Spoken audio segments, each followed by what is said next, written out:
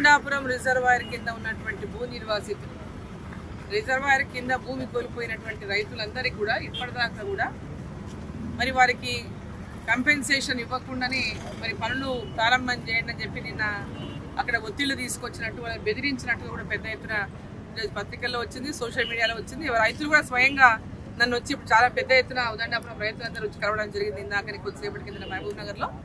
So అక్కడ నిన్న మంత్రి గారు వచ్చిండ్రు, ఇరిగేషన్ శాఖ మంత్రులు ఉత్తమ్ కుమార్ రెడ్డి గారు వచ్చిన సందర్భంగా వారికి మాట్లాడడానికి కానీ వారి సమస్య చెప్పుకోవడానికి కానీ కూడా సమయం ఇవ్వలేదు.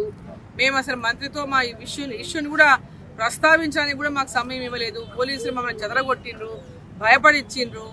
2 రోజుల నుంచి పోలీస్ స్టేషన్లో కూర్చోబెట్టిండ్రు మమ్మల్ని.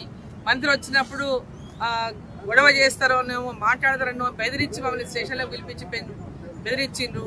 మీకు కంపెన్సేషన్ విషయంలో అది తర్వాత 6 నెలలు అవుతుందో ఎప్పుడైతుందో వస్తుంది, మీరు ముందైతే పనులు ప్రారంభం చేస్తామో మీరు ఎవరు అడ్డు రావద్దని పోలీసులు కూడా భయపడించినట్టు, లేకుంటే కేసులు పెడతామని భయపడించినట్టు కూడా వాళ్ళు తెలపడం జరిగింది. అది ఏమాత్రం కూడా సమంజసం కాదు.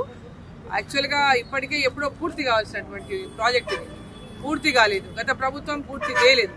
మరి ఇప్పుడు వచ్చినటువంటి ప్రభుత్వం పాలమూరు రంగారెడ్డి ప్రాజెక్టుకు జీవో ఇప్పించింది, ఆనాడు సర్వేకు జీవో ఇప్పించింది. ఆనాడు మంత్రిగా నేనే ఇప్పించిన మహబూబ్ నగర్ జిల్లా నుంచి ఆ జిల్లా సమస్యల పైన ఆ రోజు జిల్లాల మంత్రిగా రాష్ట్ర ప్రభుత్వం ఆనాడు కిరణ్ కుమార్ రెడ్డి ముఖ్యమంత్రితో మాట్లాడి గట్టిగా ఫైట్ చేసి దీనికి జీవో విడుదల చేయించాం. పాలమూరు రంగారెడ్డికి జీవో విడుదల చేయండి అని చేయించాం, సర్వే చేయాలని. దాని తర్వాత కొత్త ప్రభుత్వం వచ్చింది, తెలంగాణ ప్రభుత్వం వచ్చింది. వాళ్ళు జూరాల ప్రాజెక్టు దగ్గర ఉన్నటువంటి ఈ ప్రాజెక్ట్ ఏదైతే డిజైన్స్ ఏవైతే ఉన్నాయో అది కొంచెం ఉన్న డిపిఆర్ని మొత్తం కూడా మార్చి నార్లాపూర్ దగ్గర నుంచి ప్రాజెక్టు నుంచి చేపట్టింది. దానివల్లనే ఈరోజు ప్రాజెక్టు నిర్మాణంలో చాలా సమయం అయిపోయింది, ఇప్పటిదాకా పూర్తి కాలేదు. అదేవిధంగా ఏదైతే పాలమూరు రంగారెడ్డి ప్రాజెక్టును చేపట్టాల్సినటువంటి అవసరం వచ్చిందే ఈ పాలమూరు పార్లమెంటు నియోజకవర్గంలో ఉన్నటువంటి నియోజకవర్గాలకు నీళ్లు అందించడానికే ఈ యొక్క పాలమూరు రంగారెడ్డి ప్రాజెక్టు రూపొందించడం జరిగింది అన్నాడు. కానీ దాని లక్ష్యం పూర్తిగా ఇవాళ నీరు గారిపోయింది. ఈరోజు మళ్ళీ నార్లాపూర్ దగ్గర శ్రీశైలం బ్యాక్ వాటర్ నుంచి నీళ్లు తీసుకొని మరి పాలమూరు ఏదైతే పార్లమెంటు నియోజకవర్గాలు ఉన్నవన్నీ పైకి ఎత్తు మీద ఉంటాయి.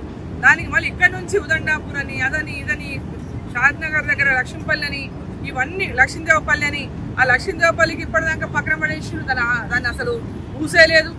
మరి ఉదండాపురం రిజర్వాయర్ కింద రైతులకు ఇప్పటిదాకా కంపెన్సేషన్ లేదు. సో ఇవన్నీ కూడా ఆ రైతులకు ఆనాడు ల్యాండ్ అక్విజిషన్ చేసి దాదాపు 7 ఏళ్ళు అవుతుంది. మరి 7 ఏళ్ల నాడు నిర్ణయించినటువంటి రేటును ఈ రోజు ఇస్తామని చెప్తే 8 ఏళ్ళు అయింది, 8 ఏళ్ళ పూర్తయింది.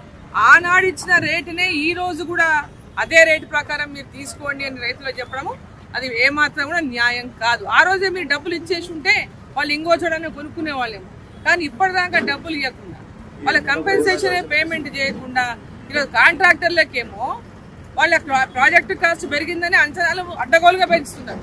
మరి రైతుల యొక్క భూములకు బయట భూముల విలువ పెరిగిపోయింది.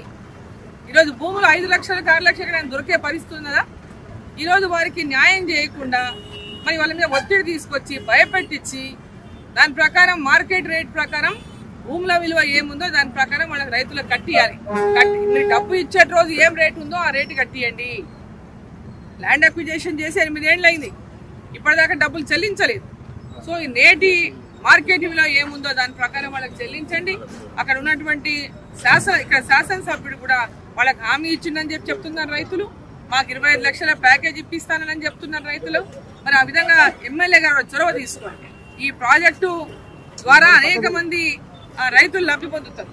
అట్లాంటిది భూమి కోల్పోతున్నటువంటి రైతులు జీవితాంతం ఉపాధి కోల్పోతారు. కాబట్టి వారి పట్ల కూడా మనం సానుభూతిగా వారి యొక్క భూముల యొక్క అక్విజిషన్ ద్వారానే ఇలా ప్రాజెక్టు నిర్మాణం అవుతుంది. కాబట్టి తప్పకుండా వారికి మేలు చేసి వారికి ఇవ్వాల్సినటువంటి కంపెన్సేషన్ ఇప్పించి నెలలోపల ఇప్పిస్తారా 15 రోజులు ఇప్పిస్తారా ఎంత తొందరగా ఇప్పించి పని మొదలు పెట్టండి.